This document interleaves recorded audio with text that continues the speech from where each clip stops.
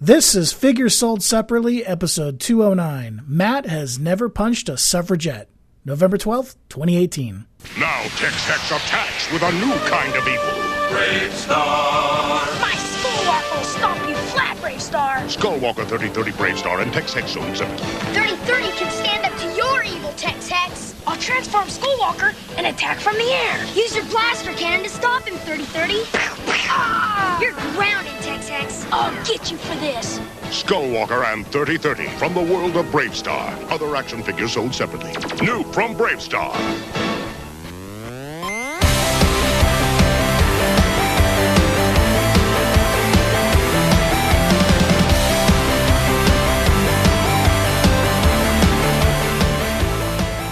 So it's been a hot minute.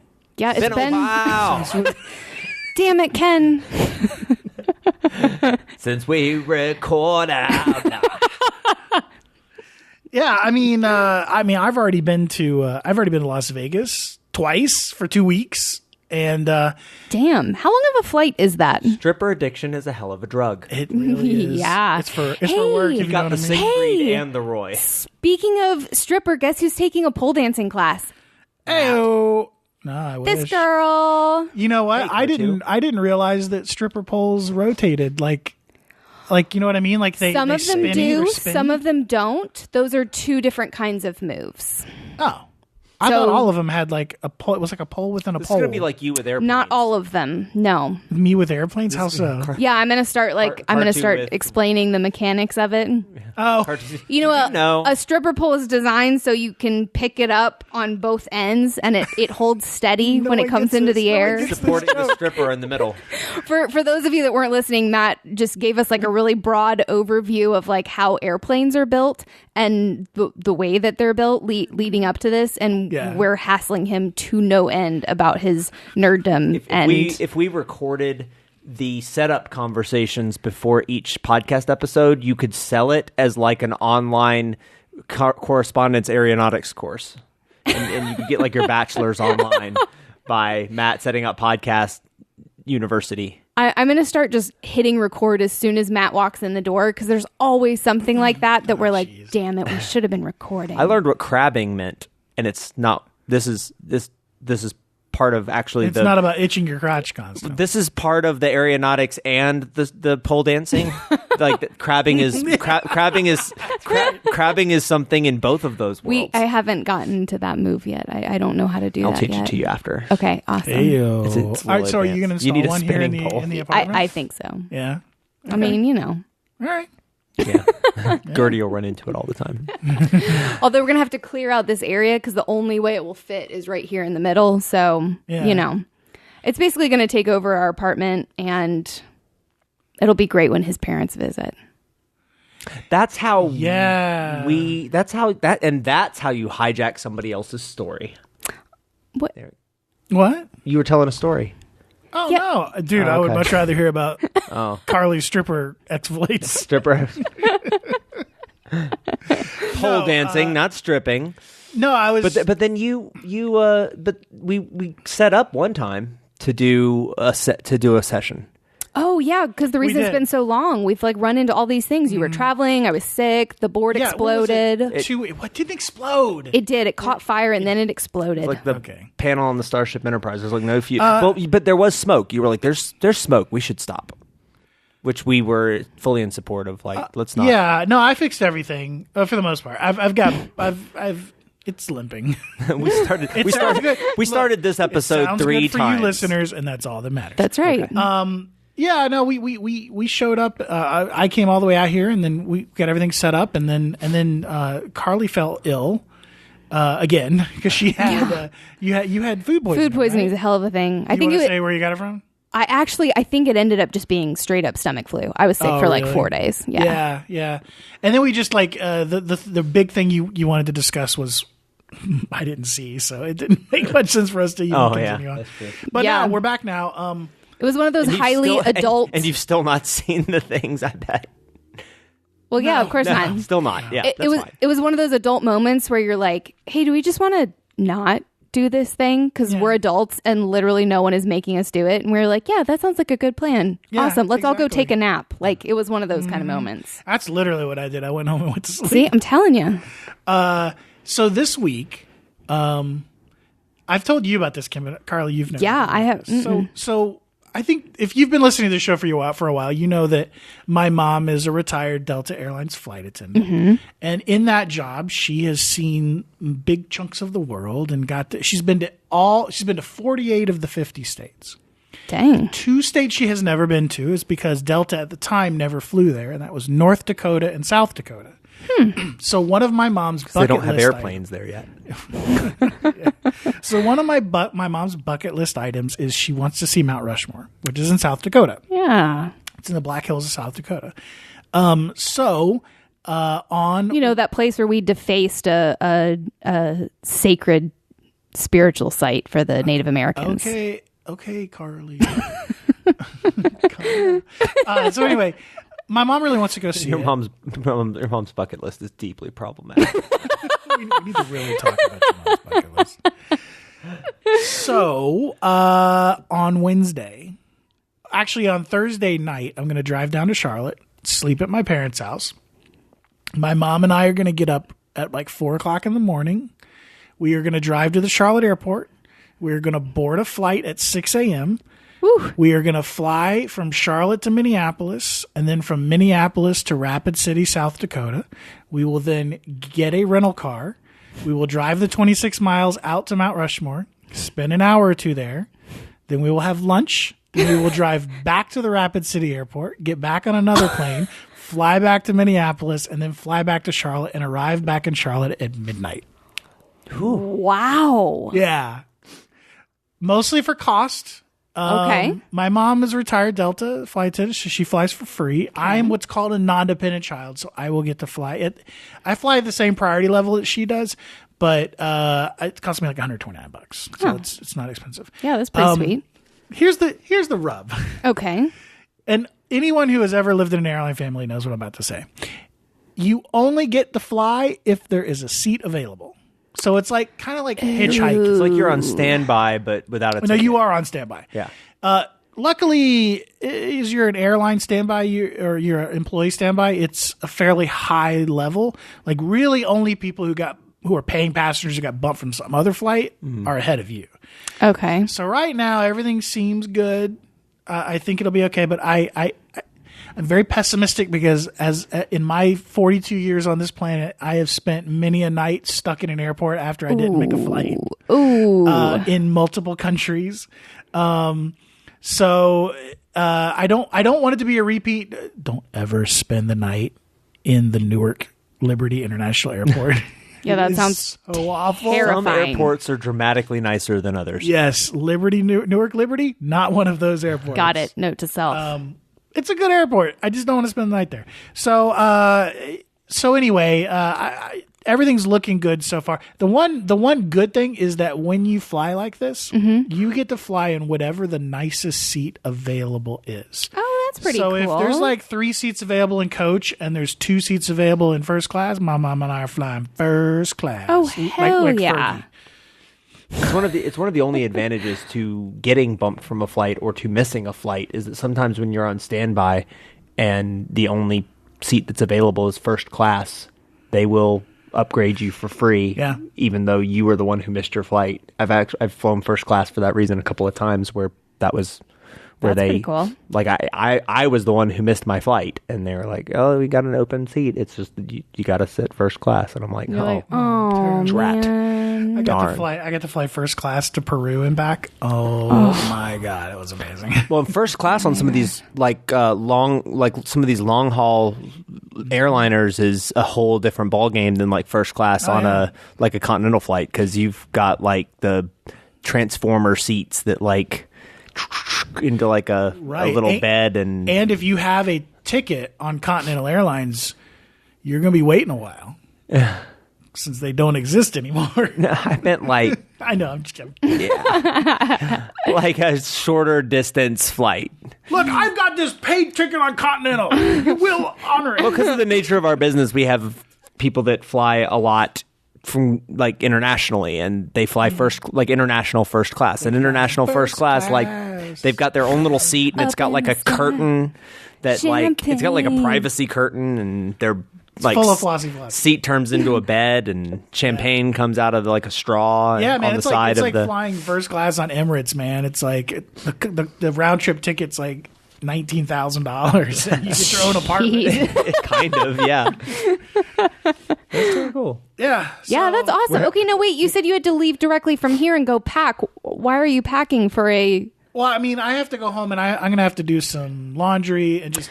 Gotcha. Okay. Fill his iPad full of movies. I'm going to spend the night at my parents' for 2 nights so I in need some Charlotte. change Okay, of that clothes. makes sense. That makes I sense. will be taking at least an extra shirt, because if I'm going to be stuck in the airport, I'm going to need to change a shirt or something. Yeah, I would at need to some do point. that, But too. yeah, I'm just going to have a backpack. I'm going to have my camera in there, obviously. Just got to edit the episode, put it up, schedule it, Yeah, that stuff. No, I do that tomorrow. I do that while I'm at work. I'm supposed to be working. Oh, So how have you Corporate's a hell of a gig. and you say you don't get paid to do this.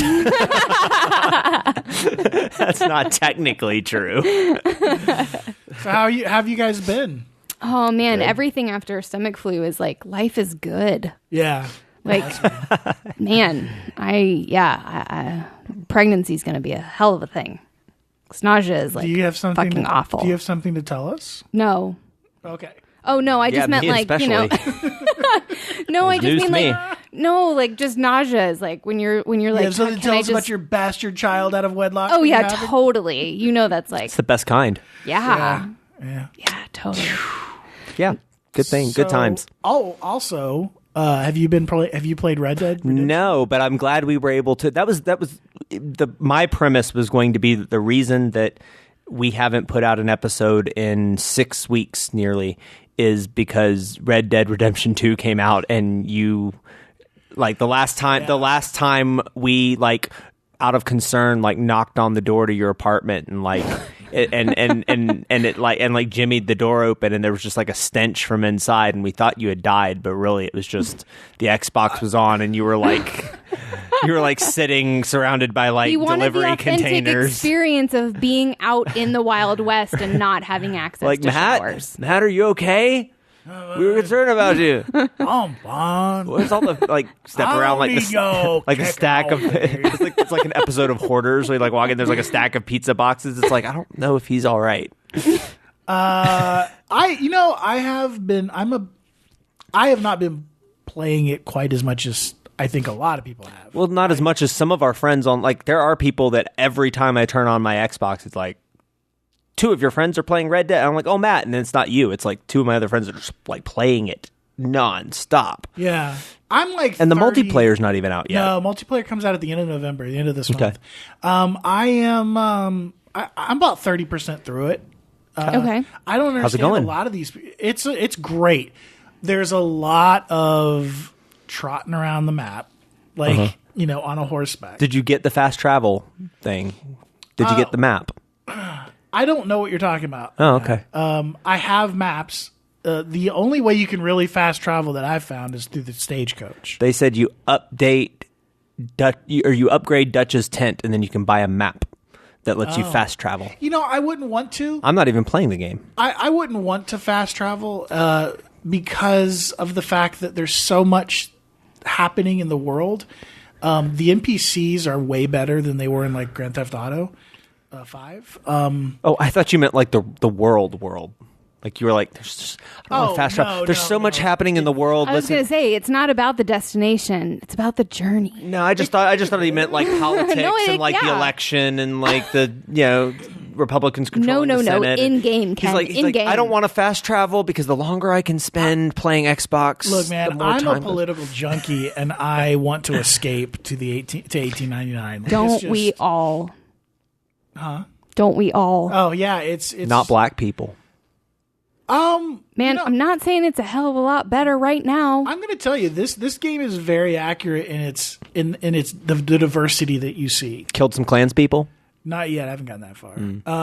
Right now, I'm in an area that's modeled after Louisiana, so there's plantations and stuff. But there's racial tension in it that is accurate for the time. Mm-hmm. But also in the gang that you're in, there is a person who's half black and half Mexican, or no, half black and half American Indian. Oh. There's that's cool because then you can. That's cool because then you can like fit in everywhere. Yeah, well, yeah. And then there's like a Mexican that's in the group, and there's a little bit of racial dynamic, but that's not what the story's about. So they don't really harp on it too much. The gang that you're in, it's there's honor among thieves. Okay. So everybody's very accepting, and there's women in the camp, and there's women that are, oh my, they're wearing pants, but they're outlaws too, and it's it's a really cool game. I know there's been some controversy about these assholes posting videos of themselves like killing or punching out the feminists, the suffragettes that are trying to get they're trying to get the right to How anti-feminist do you have to be to punch a suffragette? In a fucking video game. In a video, and then film it and be like, guys, my dick is so big that this is what I did. And you're really? Like, how anti-feminist to be like, it's a suffragette. It's not even like a modern feminist. The people that are really outraged about it have obviously never played a Rockstar game before, because Rockstar Games, which is who makes the game, right? They're the great GTA Rockstar Games, lowercase g games are like, they are full of satire and commentary on society, and this game's no different, And it's not. Red Dead games aren't quite as don't lay it on quite as thick as they're not like all out, like they're not outright parody like the GTA games are. They're much more realistic, and you can choose. What I like about this game is you can choose how you're going to play it. You can choose to be more ruthless and more evil. Okay. And there's even a meter, like when you look at the meter, there's a meter on like where you are on the spectrum. I'm slightly better than centrist. Okay. I've been hovering around the center though, because you're like a criminal. In real life. Yeah. Well, you're a criminal and you're going to kill some people, so I've done that. But where you'll get bad points is if you punch a suffragette, or if you go out of your way to rob people, steal money from a child. And but you can kill clans people and it doesn't hurt your. That's the cool thing, is I haven't gotten to that point yet, but they don't dock you. For remind me of no. You remind me of Arnold Schwarzenegger in True Lies. It's like, you killed people, yes, but they were all bad. Yeah. Okay, wait. When you say clans, you mean Ku Klux Klan. Okay, got it. Just checking. Yeah. The Clash of Clans. Well, I mean, and that's a great answer to all these people that are like, you get bonus points for punching them too. Yeah, it's like, why would this game even let you punch the suffragettes? And it's like, well, they're doing something cool, which is you get docked, you get evil points for punching a suffragette. Yeah. You don't get any evil points for killing Klansmen. So it's a little bit of a statement on society. It is, yeah. And there's also a big YouTube trend of videos like with the most creative way to kill Klans people. Oh my god! And so it's like this ongoing thing where they're like tying them to railroad tracks and like dangling them off of bridges, and it's this whole thing. I've been really enjoying the game, though. I mean, the acting is really good. It is I believe it is now the most successful entertainment property ever in history. It made almost $500 million in its opening weekend. Wow. Okay, well, wait. So like more than so it's more successful than like the Avengers. Oh yeah, by far. Yeah, it did almost 450, 480. I have to look it up. Well, I guess there's going to be a Red Dead 3. $480 million or something in its opening weekend, which I think is better than most movies. Probably not going to be another. That's just from people like buying the game and then buying things within the game. It's mostly from people plopping down $60 to buy the game. It's probably which really means it's probably not going to be another 8 years before we get another sequel. Not that Red Dead Redemption did badly. Red Dead Redemption was kind of a big deal when it came out, and GTA still holds up really well. And GTA over time has been, I think, the most successful video game ever. Well, largely because, but that's kind of like saying like World of Warcraft is one of the most successful, because but like money wise, but when you describe like World of Warcraft, you're describing like more of a franchise. Whereas same thing with when like GTA 5, are you talking about, because that would be included like with all the online components and packs and everything that have kept it alive since then, which is arguably could be considered like a separate game.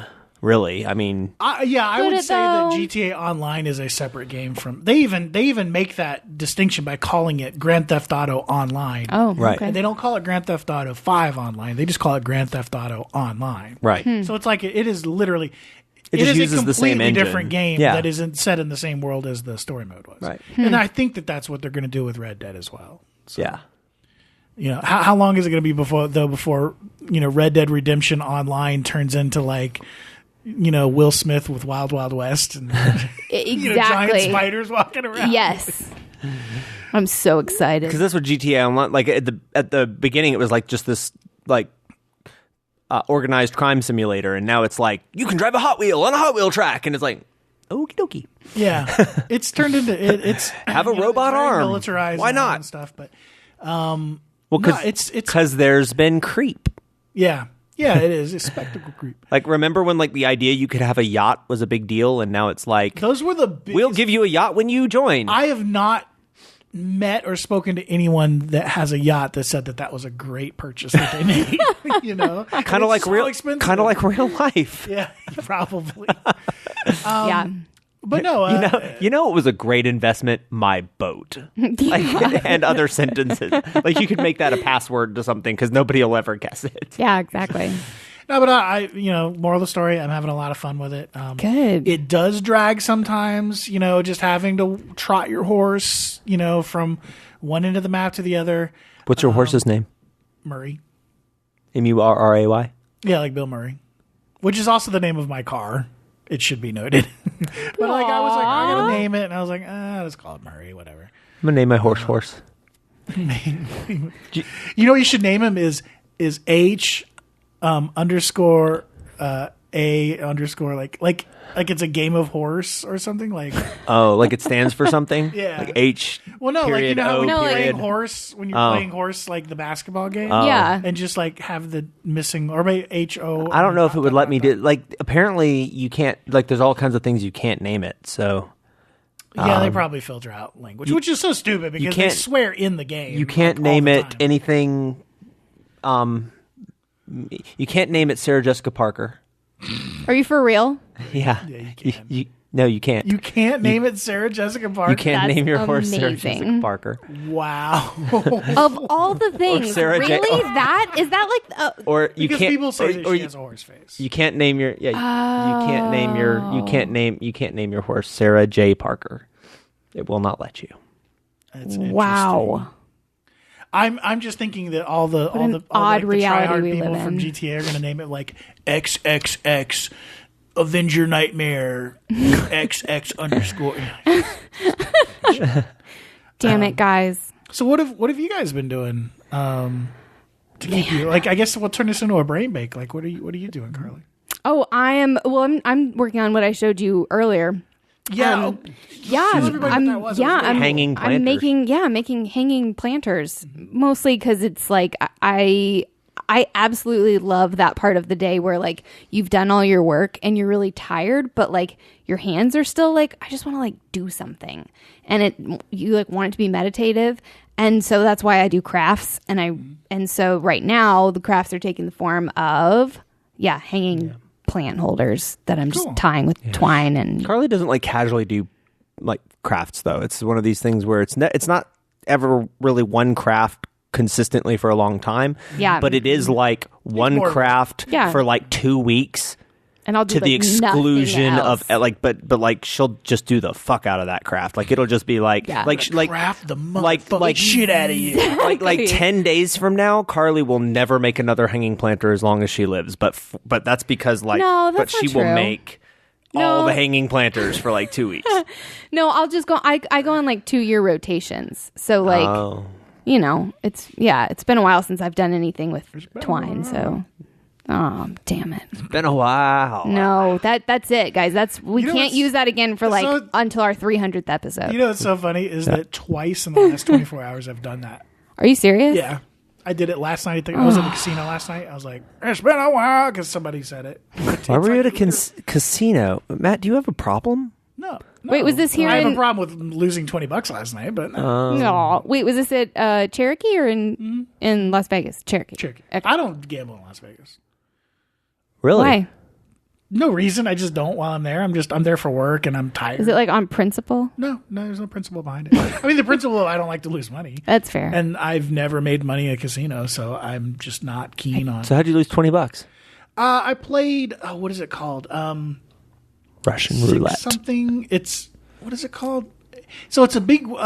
It's called Six something. I forget what the name of it is, but it's like this big wheel that has like each denomination of bills, and then 45, and so like your chances of hitting a 1 are like 1 in 2, and then.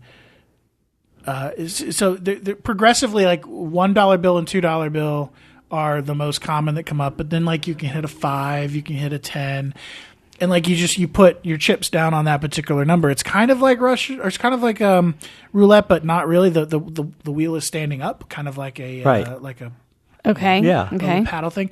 And then like if you put like $1 down on 10 and it hits the 10, then you get $10 plus your $1 back, so you get $11. Oh, okay. But if you put like $10 on it, then you get $100 back plus Right. your.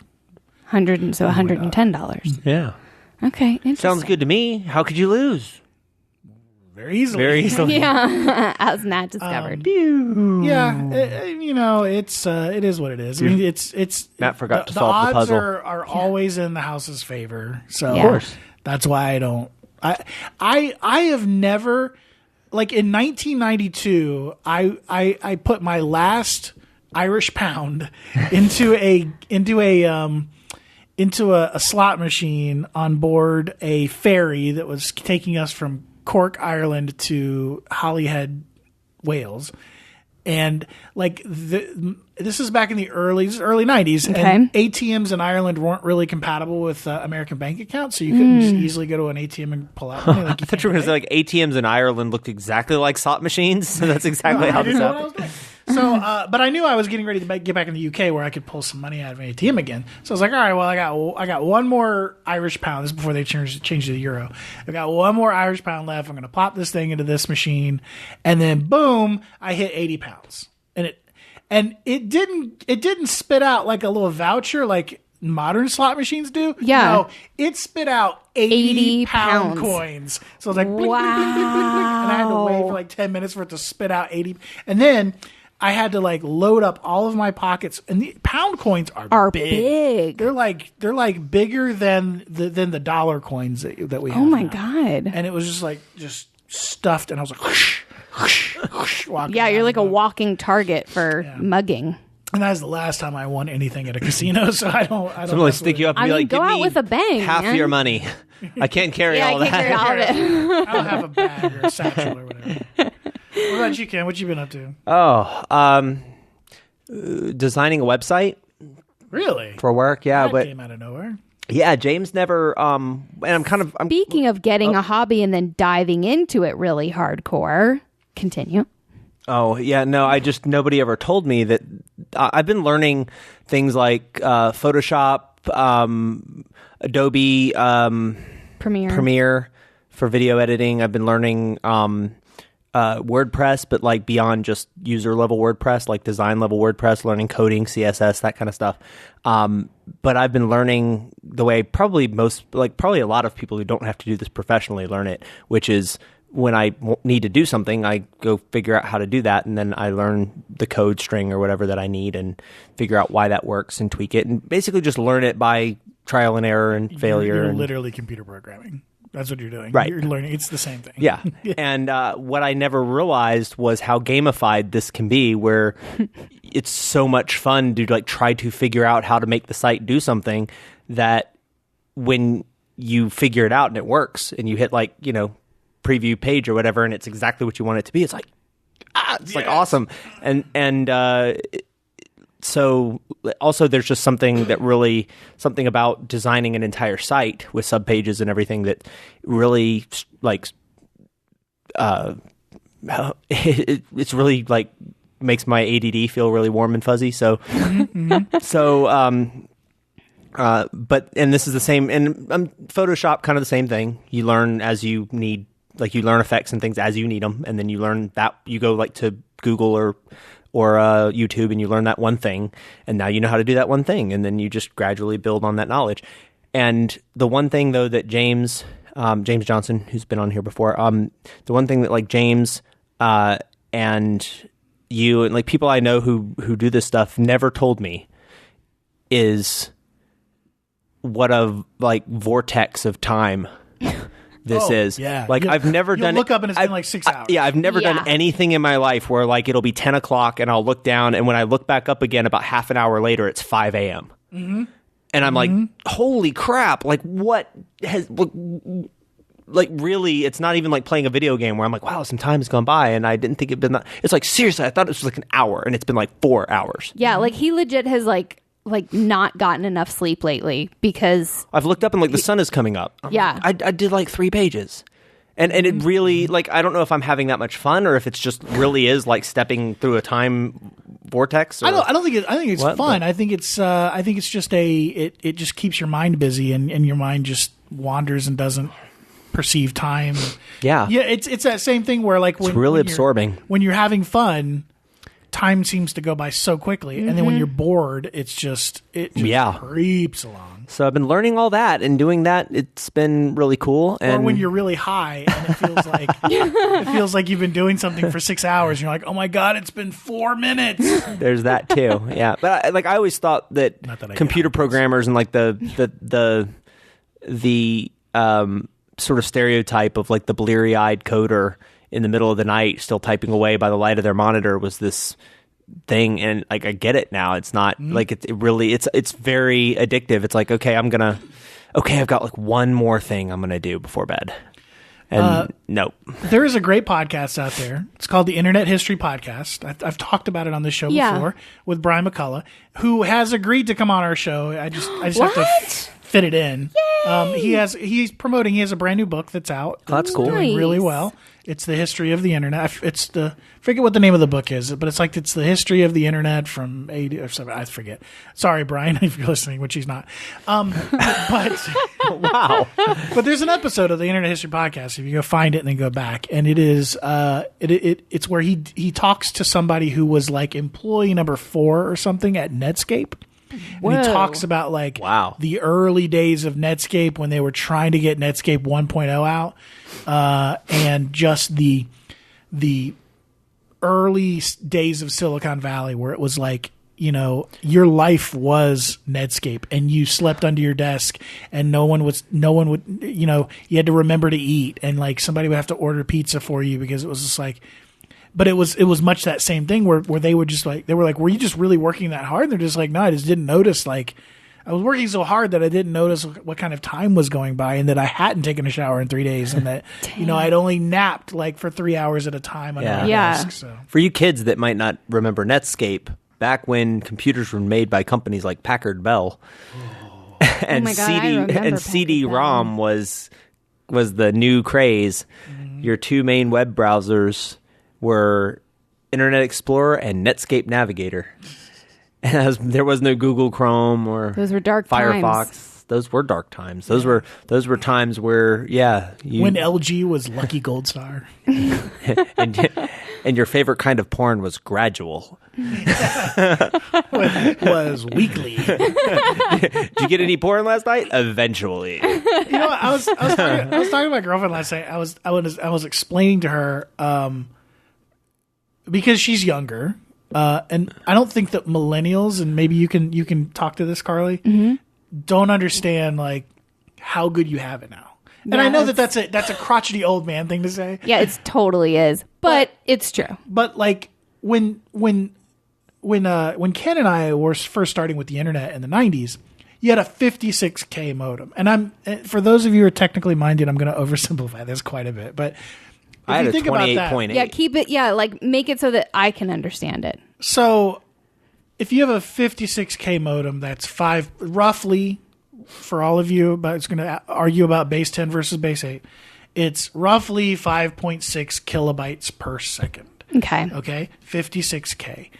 My connection at home right now is 200 megabits Okay, Jesus. which is 200,000K. So think of a dial-up modem is 56K, and I'm browsing it right now with 200,000K. Okay. To just give you an idea of how fast. And things are. 56K was after like 28.8, 14.4. Actually, I may even have 'Cause that. 28.8. It would be 56 kilobits. It might be even more. It might be like Because my first modem was, I remember upgrading to a 14.4. And then after that, a 28.8, which is 1.4 twice. kilobytes per second. Right. Wow. 14. And we were upgrading to a 14.4. And yeah, and you dial up AOL. And you never got 56K. You always got like 52, 53. But you think about that. Okay. Oh, but boy, when we went from 14.4 to 28.8, that thing screamed. Think about it like this. An MP3, which is already becoming dated, but like your MP3 file in good quality is like 4 megabytes for a song. Okay? So that's 4,000K. So at 5.6K per second, you can now see how long it takes just to download one fucking song. Like overnight. Yeah. It's like almost an hour or something. Which is one of the reasons that And that's under optimal conditions, by the way. Yeah, yeah. Like, you're not going to see that. Is that the kind of thing that, like, if you pick up the phone, it ruins it? Yep. Oh, yeah. Well, later modems had much better error correction, so they could, when you picked up the phone, it would, like, pause, and then it could resume, like, where it was and But stuff. earlier, yeah. Oh, yeah. Oh, man. Yeah, if you'd be... And you had to have a pristine phone line. Like, you know, if you ever pick up a... Well, nobody has landlines anymore, but if you ever picked up a landline when you were a kid and you maybe hear a slight hum in it or something, yeah, you can't. You're not going to have a good modem connection on that. So... Dang. Yeah. That's what that... For millennials out there, that's what that tone on TV when somebody hangs up on somebody who has a cell phone, that tone is called a dial tone. And cell phones don't have them. Yeah. But TV shows ignore that frequently. You know, Because it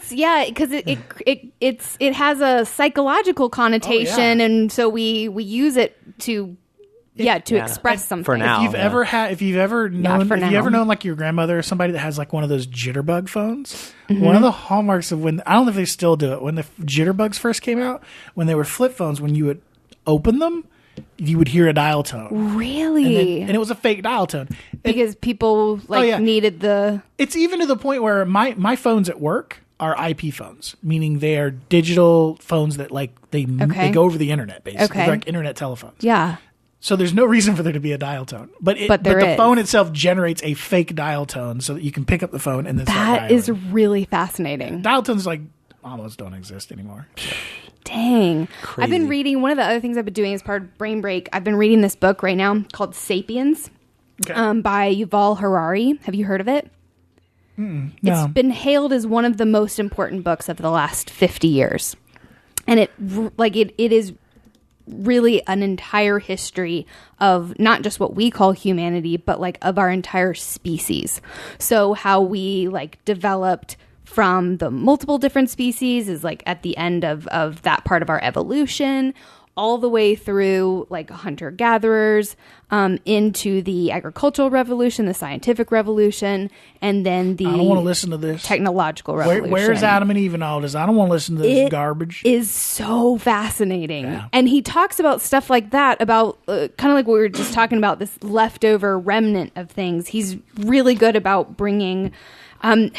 It's hard to describe kind of the scope of this book other than what I just said, but like I feel like I'm getting a better understanding of like economics and world religions and government and colonialism and empires, and it's for anybody that wants kind of a greater, deeper understanding of kind of our place in history. It's fascinating. And I'm getting into the part of the book where he's starting to talk about technology and kind of what could lie ahead. And it's absolutely fascinating. Wow. Yeah. That's one of the few kind of like, when I think about my own mortality, one of the things, and it's a weird thing to think about when you think about your own mortality in this sense, is that I'm not going to get to see where humanity is going to go. Like I'm lucky enough to be living in this type of time frame, you know, versus, you know, just the mud and the muck and the shittiness that was, you know, the 1700s or the 1600s or whatever.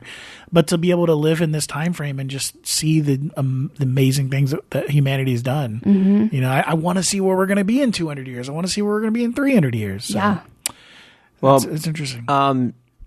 something I wanted to bring up was that Star Wars has announced finally, after like 12 years or so after speculation started that there would be a live action television show. Star Wars has announced several live action television shows, and the first of which is Really? already being filmed. Or it's already being Really? shot. I guess you shoot For a what TV show. For what network or streaming service? For the Disney streaming service. Oh, fucking of course. Matt, For those No, of you who no, are just Matt, listening, Everyone, they're Matt all is going to... rolling his eyes if in you almost have listened to this caricature-like show- extremity. if you've listened to this show, you know my feeling in this, so I'm not going to go over it again. Continue, Ken. Matt, this is why Matt never adopted cable. He's like, if it's not on one of the 3 major networks. If it's not on the DuPont network, I don't want to hear about it. If they're not trying to sell me cold cream in the context of the story, I don't watch it. I like my commercials implanted in the storyline the way God intended. Color's a fad. Like, if it's not on the Texaco radio, I don't want to know. So do we know kind of what the general storyline is? Well, it's I mean we have like pictures from the set and stuff. We've got it's called The Mandalorian. Oh It's my supposed gosh. to be this sort of man with no name thing set in the Star Wars universe. Jon Favreau is the Okay. showrunner. And as we've seen with the MCU, if you want to kick off something successfully, get Jon Favreau to do it. Yeah. Carl Weathers was recently cast in it in some role. Action Jackson. Really? Yeah, so Carl Weathers Carl Weathers? is Honestly, I didn't know Carl Weathers was still alive. Yeah, the last time I saw him in something, he was doing a parody of himself in Arrested Development. Oh, really? Yeah. He like literally plays himself I think he was in an episode of Psych as well. as himself, or I don't know if he was as himself. He was in Psych. Everybody's been on Psych. Yeah. The role hasn't been disclosed yet, but it's set after the fall of the... It's set between like the original trilogy and the sequel trilogy. Okay. There's the new animated show I've not seen yet, but Resistance, I think is what it's called. It's the one with sort of the CG animated show. Yes. And I think we've mentioned on this show that Clone Wars is getting a final season. Yeah. Which was a big deal when they announced it. Yeah.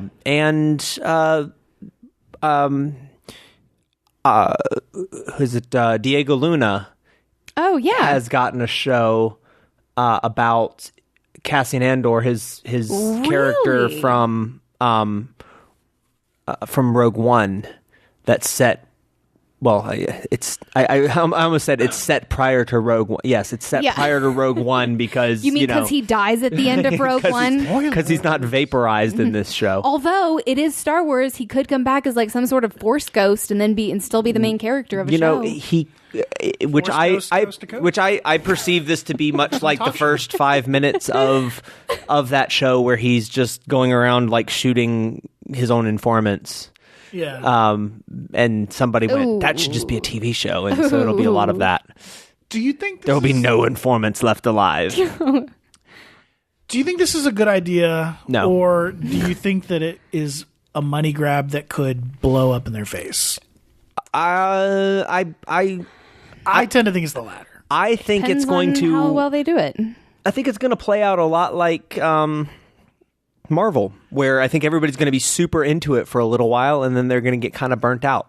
Yeah. Kind of like how, when there was when Agents of S.H.I.E.L.D. came out, people were like, there's going to be a new Marvel story on my TV every single week. This is going to be amazing. And they were like, and then Netflix is doing this thing. And for like a hot minute, like first few seasons, everybody was like, oh my God, this is fantastic. But then it got so overwhelming that like, unless you were sitting in front of your TV for like 9 hours a day, you could not keep track of all of the different shows. There's something like 11, I think we've listed them out here, but there's something like 11 different Marvel TV shows on right now. And I think there comes a point where you're just like, look, like, give us 1, maybe 2, but 5, 6, 7 shows to follow at a time, and then they all cross over. So, like, for me, like, even the DC shows, which are, I mean, as comic book shows, are really solid. Like, they're silly, sure, but they're comic book shows. Like, but then they even, and those are on what? Most of them are on the CW. CW, yeah.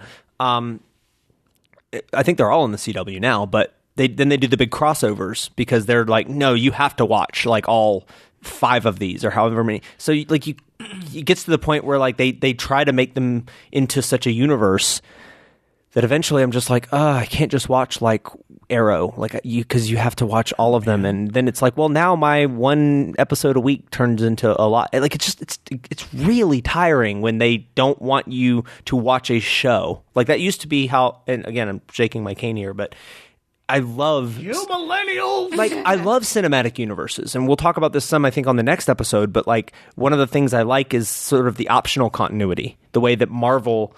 The movies have an internal continuity of their own, and then the TV shows play into that, but it doesn't work both ways. We've mentioned that in passing on the show before about how, like, Coulson, for example, in the movies is still dead. Like, they're not allowed to have him show up in the movies because it doesn't make sense in the continuity of, like, people who just see the movies. So he's still dead in the movies, but if you watch the TV shows, you know he's still alive and all this. But, like, there's... Like, that's fine. I think Star Wars will do that. I don't think they're ever going to make, like, the TV shows required viewing for you to understand things going on in the movies. But it just gets to the point where, as much as I love the principle of these giant interconnected shared universes, I do kind of miss, this is a TV show. Watch the TV show. Enjoy the TV show. And for that reason, I like things like... And for that reason, I'm out. Yeah. I think... Shark Tank. And for that reason, yeah. I think the way that they treat things like American Horror Story is really refreshing, where it's like... Yeah. It is a series, but every season is its own self-contained story, so you can watch them in any order and enjoy them in any order, and they do kind of reference one another, like there are vague overtones. Kind of Black Mirror, same thing. There's like these vague insinuations that they might take place in some form of a shared universe, but in no way does it ask you to like have watched and paid attention to every little thing, and the person jumping in this season is going to be completely lost. Like it doesn't ask that of you, and I kind of like that. Like I really like shows that still do that. I don't feel like I can jump into this season of The Flash and have any idea what's going on unless I go back and watch not just all of The Flash, but all of the rest of these shows as well. Yeah. So I hope Star Wars doesn't do that. I hope they learn from the Marvel experiment.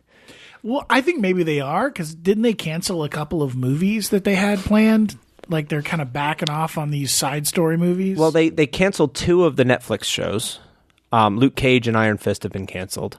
No, I'm talking about Star Wars. Star Wars has canceled a couple of the side movies. Well, Solo didn't do as well as they expected it to. It was still successful by it was successful by Hollywood movie standards. It was not successful by Star Wars standards. We have to be ridiculous, right? Yeah. So they are like a sort of like how like a failure Marvel movie is still like. Don't worry, Donald Glover. We do not blame you. You are perfect in our eyes. You are your perfect little. I expect they will probably ball of stardust. Yeah, I think, and this is actually a pretty good place to leave it because one of the things for next week's episode is talking a little bit about some of these alternative continuities that we're seeing, and a good place to start that off is we've been watching 2 different versions of Teen Titans. Titans, which is kind of speaking of how how much can we diversify a single property? Yeah, seriously. That's an interesting thing to launch into. But we can pick that up next time. Yeah, I'm stoked. Cool. Stoked, man. We're back. It's gonna be awesome, bro. It's good to be back. It feels so good. It feels so right. It feels so right. Yeah. Just make sure. Yeah. It's so wrong, but it feels so right. He's pushing his mic down. Jesus Christ. With that, I'm Matt. Wow, I'm Carly. I'm embarrassed. We'll see you next time. Bye.